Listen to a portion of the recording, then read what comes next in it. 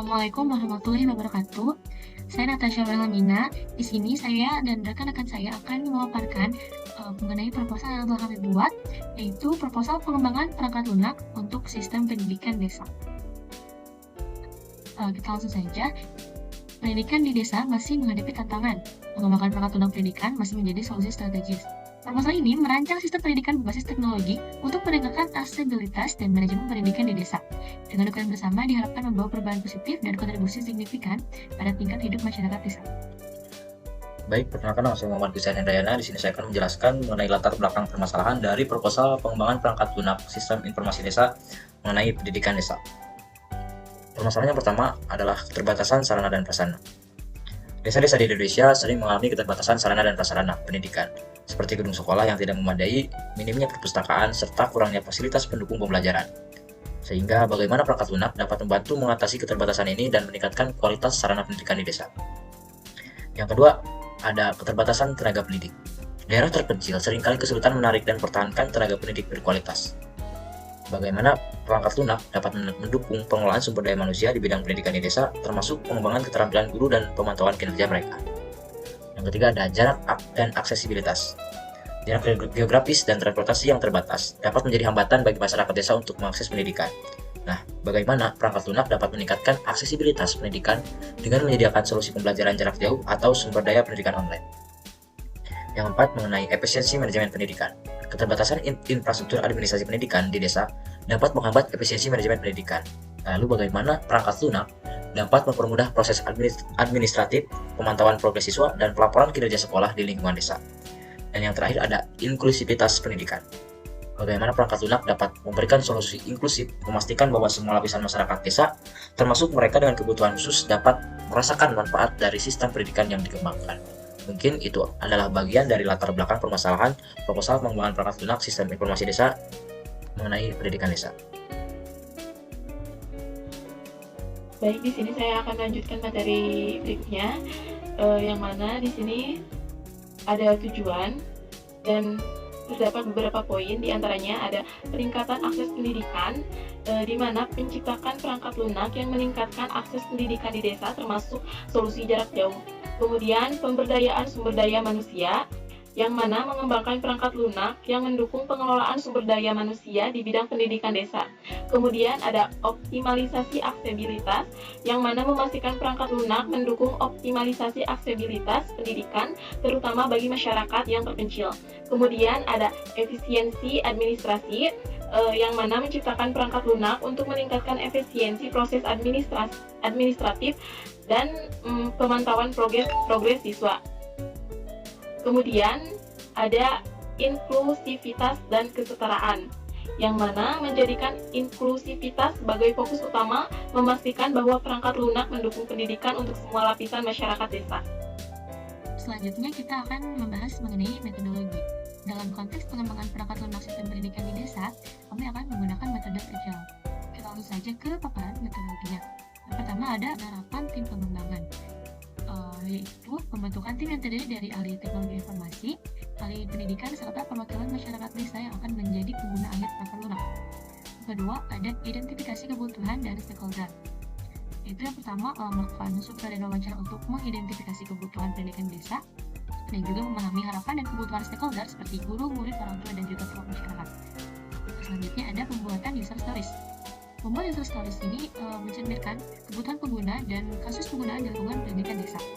Selanjutnya ada perencanaan sprint, yaitu membagi proyek menjadi iterasi atau sprint yang berfokus pada deliverable spesifik, lalu menyusun rencana sprint berdasarkan prioritas user stories. Selanjutnya ada implementasi dan pengujian, yaitu tim pengembangan akan bekerja pada setiap user story yang terdapat dalam sprint, lalu melibatkan pengguna aktif dalam proses implementasi untuk mendapatkan umpan balik secara terus-menerus. Selanjutnya melakukan pengujian berkala untuk memastikan setiap fungsi berjalan sesuai dengan yang diharapkan. Selanjutnya ada review dan retrospektif. Di sini kita akan menyelenggarakan pertemuan akhir setiap sprint untuk mengevaluasi hasil dan mengidentifikasi area perbaikan. Selanjutnya melakukan retrospektif untuk terus meningkatkan proses pengembangan. Yang ketujuh ada pengimplementasian secara bertahap. Di sini yang dimaksud itu adalah mengimplementasikan perangkat lunak secara bertahap sesuai dengan kemampuan dan kebutuhan desa, lalu memberikan pelatihan kepada pengguna untuk memastikan adopsi yang baik. Yang kedelapan ada pemeliharaan dan juga pembaruan. Yang dilakukan pada tahap ini adalah menyediakan dukungan teknis serta implementasi dan juga melakukan pembaruan perangkat lunak berdasarkan umpan balik dan perkembangan kebutuhan pendidikan. Dan yang terakhir ada evaluasi dan monitoring, yaitu dengan melakukan evaluasi berkala terhadap kinerja sistem keberlanjutan implementasi di desa dan juga memantau metrik kinerja dan mengidentifikasi area yang memerlukan perhatian lebih lanjut. Nah, dengan menerapkan metode agile ini, diharapkan pengembangan perangkat lunak sistem pendidikan di desa dapat lebih responsif terhadap perubahan kebutuhan dan memberikan solusi yang relevan dengan konteks pendidikan desa. Selanjutnya, di sini saya akan memaparkan mengenai arsitektur perangkat lunak yang diusulkan. Pertama ada arsitektur umum, yaitu arsitektur aplikasi berbasis web dengan 3 lapisan. Yang pertama ada tampilan atau front end, lalu logika bisnis atau bagian back end, dan juga basis data. Di sini kita akan menggunakan pendekatan berbasis mikroserasi untuk memisahkan berbagai komponen fungsional dalam sistem. Selanjutnya kita membahas front end. Di front end ini kita menggunakan framework atau teknologi web modern seperti React atau Angular untuk membangun antarmuka penggunaan yang responsif dan mudah digunakan. Selanjutnya menyediakan fitur-fitur seperti pendaftaran siswa, penjadwalan pelajaran, pengiriman tugas, dan akses materi pembelajaran. Selanjutnya kita akan bahas mengenai backend. Di sini kita menggunakan bahasa pemrograman seperti Python atau Java untuk membangun logika bisnis dan menghubungkan antarmuka pengguna dengan basis data. Lalu memanfaatkan kerangka kerja seperti Django atau Spring untuk mempercepat pengembangan dan memastikan keamanan serta keandalan sistem. Lalu menyediakan API untuk berkomunikasi dengan aplikasi front-end dan melakukan operasi seperti pengelolaan pengguna, pengaturan jadwal, dan manajemen materi pembelajaran. Selanjutnya ada basis data. Untuk di basis data ini, kita menggunakan sistem manajemen basis data atau SMBD seperti MySQL atau PostgreSQL untuk menyimpan dan mengelola data terkait pengguna, jadwal, tugas, dan juga materi pembelajaran. Selanjutnya merancang skema baris data yang efisien dan sesuai dengan kebutuhan sistem pendidikan desa, lalu melakukan pemantauan dan pemeliharaan rutin untuk memastikan ketersediaan dan keamanan data. Selanjutnya ada integrasi dengan sistem eksternal. Di sini yang dimaksud adalah mengintegrasikan sistem dengan layanan eksternal seperti penyedia pembayaran online, sistem manajemen kehadiran siswa, atau sistem pendaftaran siswa. Lalu menggunakan standar protokol dan API yang umum digunakan untuk memastikan kompatibilitas dan interoperabilitas sistem. Selanjutnya ada bagian keamanan. Di bagian keamanan ini kita menerapkan lapisan keamanan yang kuat untuk melindungi data pengguna seperti autentikasi pengguna, otorisasi akses, dan enkripsi data sensitif. Lalu juga melakukan uji penetrasi dengan pemantauan keamanan secara berkala untuk mengidentifikasi dan mengatasi kerentanan potensial. Yang ketujuh ada skabilitas. Di skabilitas ini kita merancang sistem dengan arsitektur yang scalable untuk mengakomodasi pertumbuhan pengguna dan volume data, lalu menggunakan teknologi seperti containerisasi, misalnya Docker, dan manajemen beban atau contohnya Kubernetes untuk mengelola dan mengatur sumber daya dengan efisien. Dan yang terakhir ada pemeliharaan dan juga dukungan. Di sini yang dimaksud adalah menyediakan dokumentasi yang komprehensif tentang penggunaan dan pengembangan sistem, lalu juga menyediakan mekanisme dukungan teknis dan pemeliharaan rutin untuk memastikan kinerja dan ketersediaan sistem yang optimal. Oke, baik teman-teman, sebelumnya perkenalkan, saya Putri Ramadhani. Di sini saya akan menjelaskan pembahasan yang telah disampaikan oleh rekan saya. Di sini saya akan menjelaskan mengenai rencana pengembangan dari perangkat lunak yang akan dibangun dalam bentuk Work Breakdown Structure atau WBS.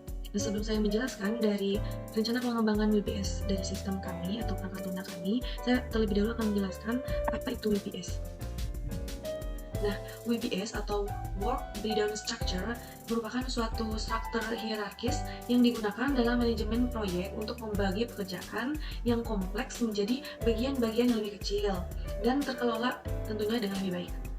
Ini membantu dalam pemahaman yang lebih baik tentang ruang lingkup proyek dengan memecah menjadi tugas-tugas yang lebih kecil dan lebih mudah diatur. Setiap level dalam WBS ini mempresentasikan level detail yang lebih rendah dari pekerjaan yang harus dilakukan dalam proyek. Biasanya struktur ini dimulai dari tingkat tertinggi, misalnya proyek secara keseluruhan, dan terurai ke dalam bagian-bagian yang lebih kecil hingga mencapai tingkatnya yang paling terperinci, seperti tugas-tugas harian atau mingguan. Nah, sederhananya, WBS ini memecah tugas besar menjadi potongan-potongan kecil yang lebih mudah dikelola.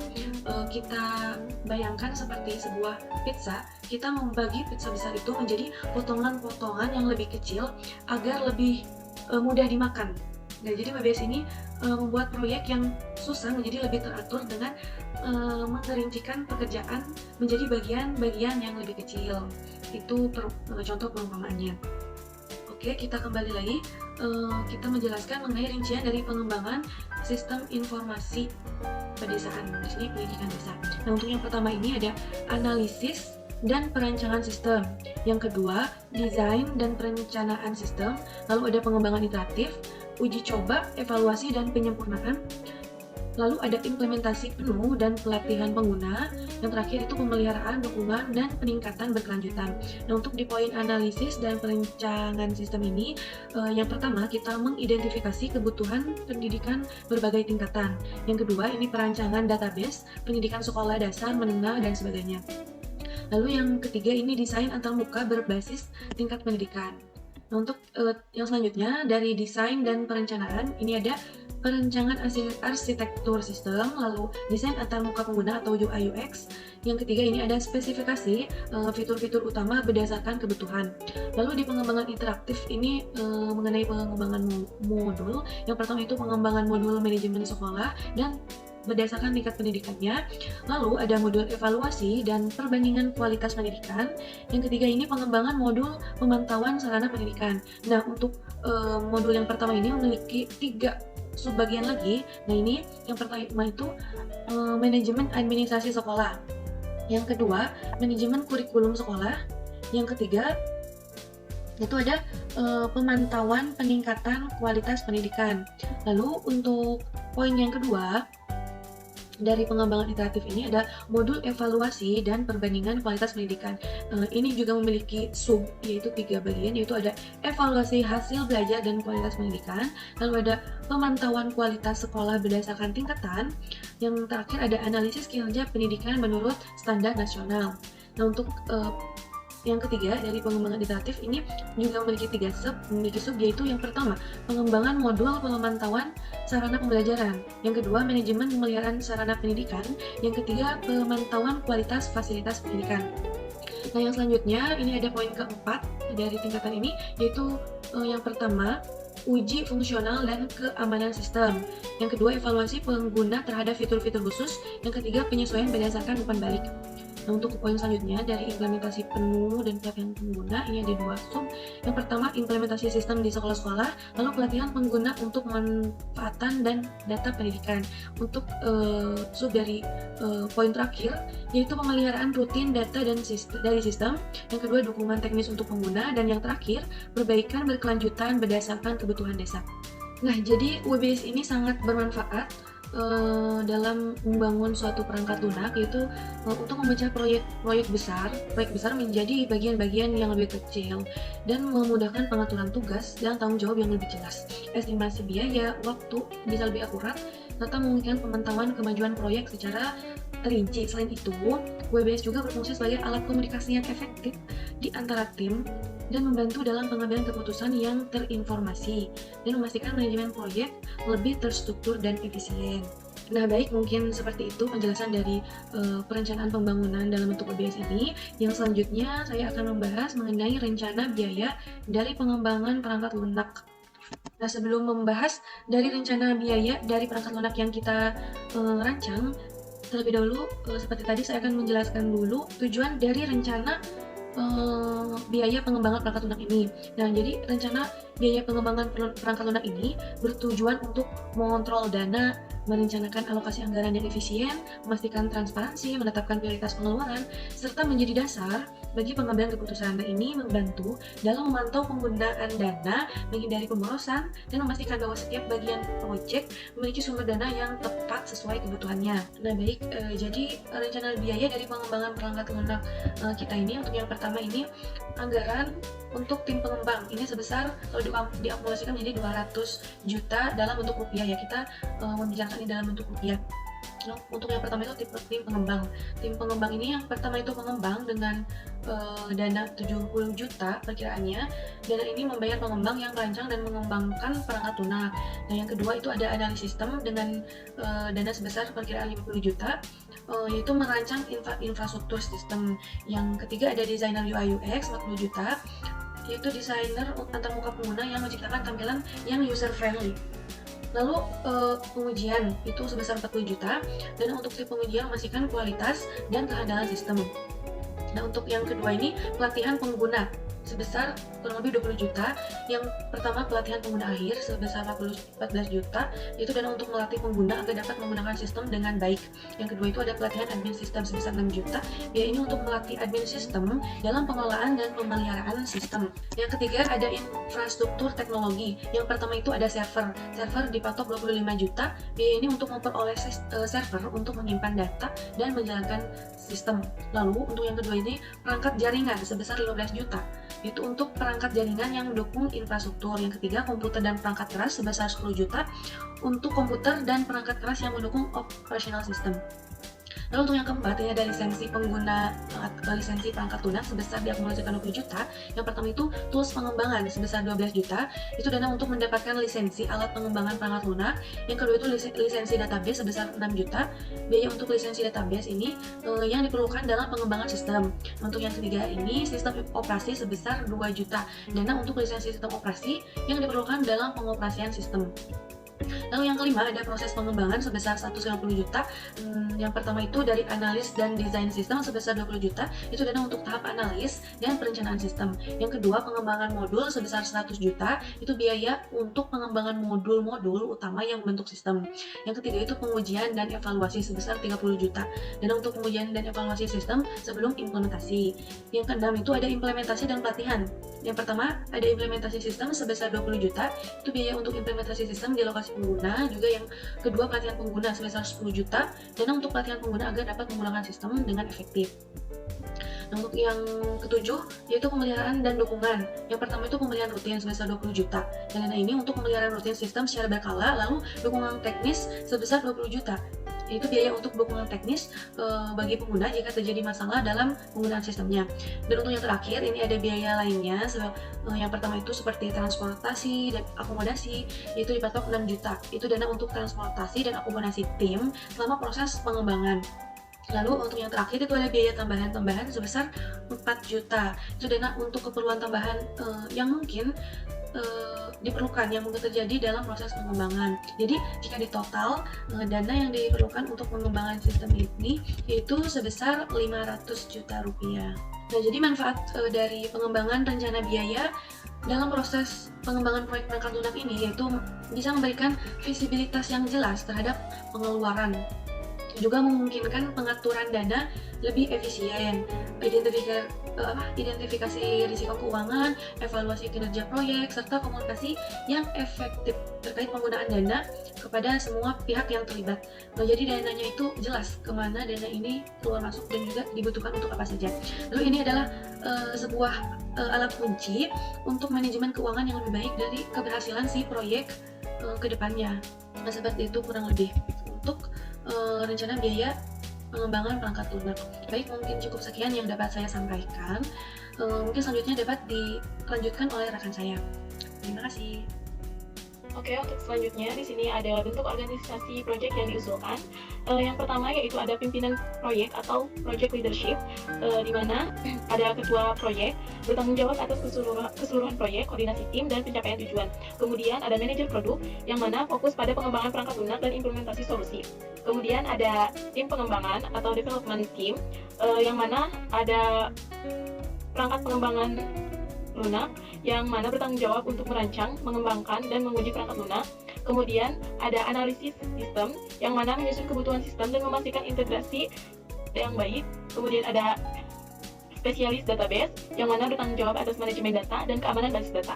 Kemudian yang ketiga ada manajemen pendidikan atau education management, yang mana diantaranya ada pengelola pendidikan yang fokus pada strategi implementasi pendidikan dan pelibatan masyarakat. Kemudian ada pengembangan kurikulum yang mana merancang kurikulum yang sesuai dengan kebutuhan desa. Kemudian ada tim keterlibatan masyarakat, yang mana diantaranya terdapat koordinator komunitas yang mengelola hubungan dengan masyarakat desa dan memastikan partisipasi aktif. Kemudian ada pelatih pengguna, yang mana memberikan pelatihan kepada pengguna baru dan memastikan pemahaman yang baik tentang perangkat lunak. Kemudian ada manajemen sumber daya manusia, yang mana terdapat spesialis pengembangan sumber daya manusia yang fokus pada pengembangan keterampilan guru dan staf pendidikan. Kemudian ada manajemen rekrutmen yang mana menangani perekrutan dan pemeliharaan tenaga pendidikan. Kemudian ada manajemen proyek dan administrasi yang mana terdapat manajer proyek yang bertanggung jawab atas perencanaan, pemantauan, dan pengendalian proyek. Kemudian ada administrator proyek yang mana mendukung administrasi umum proyek dan melibatkan kegiatan koordinasi. Kemudian ada spesialis teknologi informasi atau IT spesialis yang mana diantaranya ada ahli keamanan informasi yang menjaga keamanan sistem dan data. Kemudian ada administrator jaringan yang menangani konfigurasi dan pemeliharaan jaringan.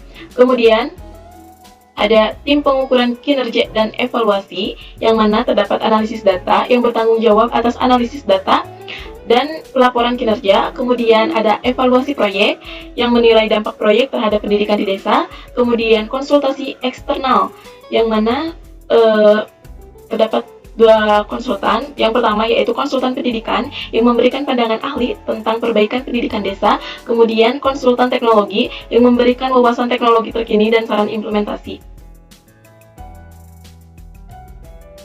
Kemudian ada tim komunikasi yang mana ada spesialis media sosial yang bertanggung jawab mengelola platform media sosial untuk mempromosikan proyek. Kemudian koordinator komunikasi yang menangani komunikasi internal dan eksternal. Kemudian ada manajemen keuangan yang terdapat analisis keuangan, bertanggung jawab atas anggaran, pengeluaran, dan pelaporan keuangan proyek.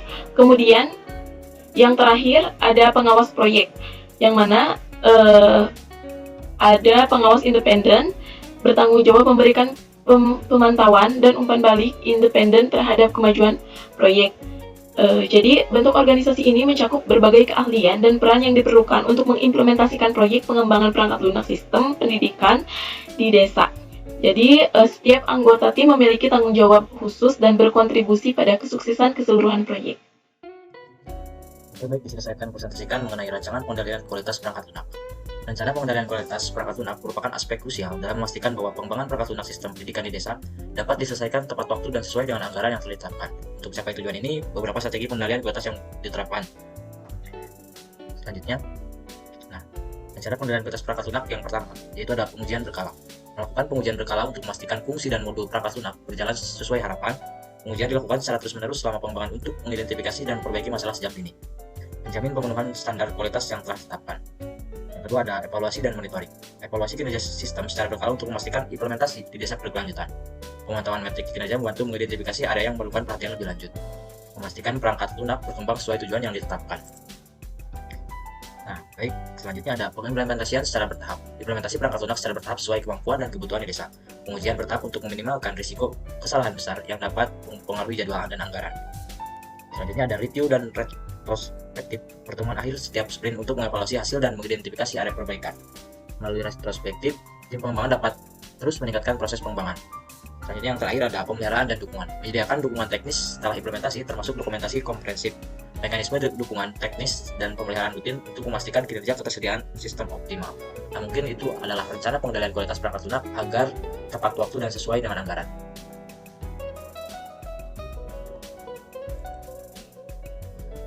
Nah, selanjutnya di sini ada bagian penutup dari proposal rancangan sistem informasi di desa mengenai sistem pendidikan. Jelaskan bahwa pengembangan perangkat lunak sistem pendidikan di desa diharapkan dapat memberikan kontribusi nyata bagi meningkatkan taraf hidup masyarakat desa secara keseluruhan. Melalui penerapan metodologi Agile, rencana biaya, organisasi proyek, dan strategi pengendalian kualitas, proposal ini bertujuan menciptakan ekosistem pendidikan yang inovatif dan sesuai konteks desa. Dengan dukungan kerangka organisasi proyek yang kokoh dan pengawasan independen, diharapkan proyek ini dapat berjalan sesuai rencana, menjaga kualitas, dan memastikan keberlanjutan implementasi. Keseluruhan pengembangan perangkat lunak ini diharapkan menjadi langkah awal menuju perubahan positif dalam bidang pendidikan di desa. Nah, mungkin ini adalah sebuah kesimpulan yang dimana setelah paparan-paparan dari proposal yang kami ajukan atau kami usulkan. Mungkin cukup sekian. Assalamualaikum warahmatullahi wabarakatuh.